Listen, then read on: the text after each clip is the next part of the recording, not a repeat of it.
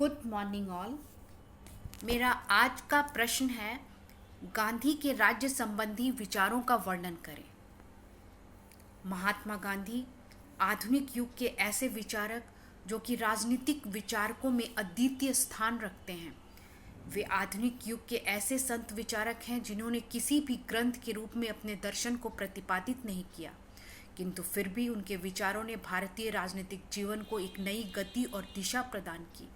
उनकी धर्म संबंधी धारणा परलौकिक नहीं बल्कि लौकिक थी और वे मानवता की सेवा को ही वास्तविक धर्म समझते थे।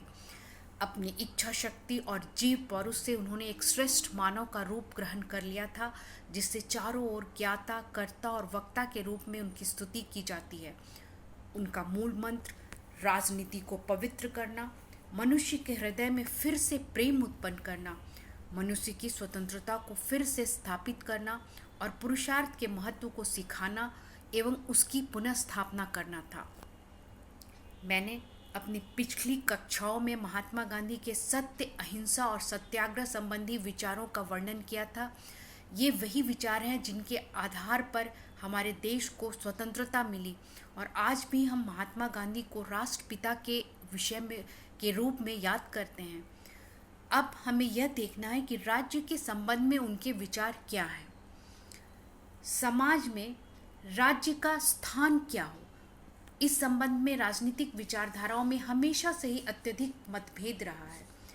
आदर्शवादी जैसी कुछ विचारधाराएं व्यक्ति और राज्य के पारस्परिक संबंधों में राज्य को साध्य के रूप में स्वीकार करती हैं, परंतु महात्मा गांधी के विचार में राज्य को इतना अधिक महत्व देना सही नहीं है। उनके अनुसार व्यक्ति साध्य और राज्य एक साधन मात्र है। राज्य की उत्पत्ति मनुष्य के लिए हुई है, न कि मनुष्य की राज्य के लिए।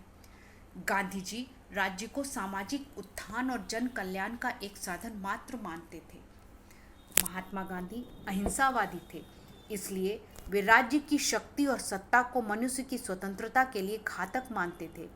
गांधी जी स्वयं राज्य के विरोधी थे। मार्क्सवादियों और अराजकतावादियों के समान वे राज्य का विरोध करते थे। उनका कहना है कि राज्य संगठित हिंसा पर आधारित है और वह अहिंसावादी सिद्धांत के बिल्कुल विपरीत है।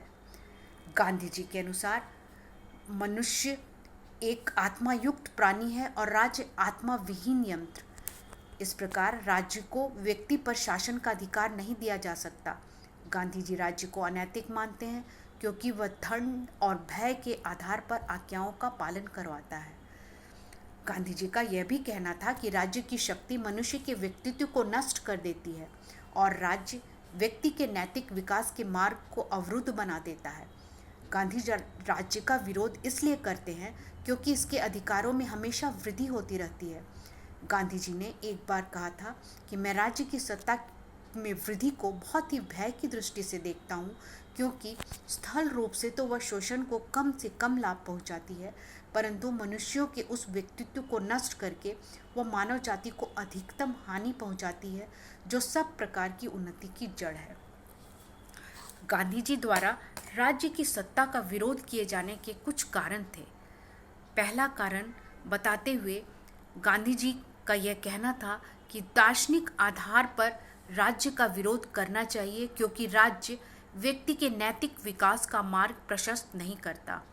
व्यक्ति का नैतिक विकास उसकी आंतरिक इच्छा और कामनाओं पर निर्भर करता है, लेकिन राज्य संगठन शक्ति पर आधारित होने के कारण व्यक्ति के केवल बाहरी कार्यों को ही प्रभावित कर सकता है। राज्य अनैतिक इसलिए है कि वह हमें सब कार्य अपनी इच्छा से नहीं, किंतु दंड के भय और कानून की शक्ति से बाधित होकर कराना चाहता है। दूसरी बात, महात्मा गांधी अहिंसा के पुजारी थे और राज्य एक हिंसा मूलक संगठन है। इस कारण भी उनके द्वारा राज्य का विरोध किया गया। राज्य के विरोध करने का उनका तीसरा कारण यह था कि राज्य का बढ़ता हुआ कार्यक्षेत्र व्यक्ति में स्वावलंबन और आत्मविश्वास के गुणों को विकसित नहीं होने देता और व्यक्ति के व्यक्तित्व का विकास अवरुद्ध हो जाता है। एक स्थान पर गांधी जी ने लिखा था, मैं राज्य की शक्तियों में वृद्धि को बड़े भय और शंका की दृष्टि से देखता हूँ, क्योंकि ऊपर से देखने पर शोषण को कम करते हुए राज्य एक अच्छा कार्य करता हुआ मालूम पड़ता है, किंतु व्यक्ति की व्यक्तित्व का विनाश कर यह मनुष्य जाति को सबसे अधिक हानि पहुंचाता है। हम ऐसे अनेक उदाहरण जानते हैं जहां राज्य का अस्तित्व वास्तव में दरिद्रों के कल्याण के लिए रहा है। इन्हीं कारणों से महात्मा गांधी ने राज्य का हमेशा विरोध किया, परंतु सैद्धांतिक दृष्टि से राज्य का विरोध करते हुए भी दार्शनिक रूप से उन्होंने राज्य का समर्थन किया। इसलिए गांधी जी को दार्शनिक अराजकतावादी कहा जाता है। वे व्यवहारिक रूप से राज्य को समाप्त करना नहीं चाहते थे, वे केवल राज्य के कार्यक्षेत्र को न्यूनतम करना चाहते थे।